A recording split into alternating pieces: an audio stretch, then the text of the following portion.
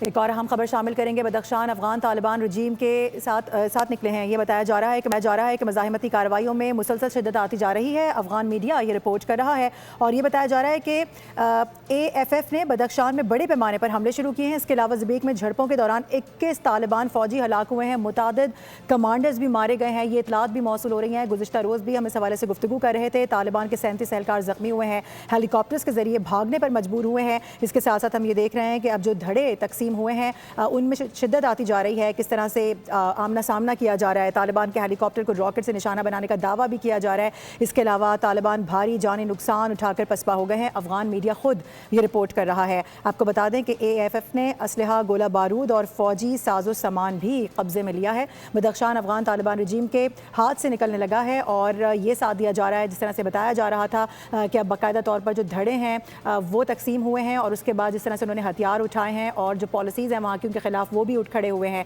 مزاحمتی کارروائیوں میں مسلسل شدت آ گئی ہے۔ افغان میڈیا خود یہ رپورٹ کر رہا ہے۔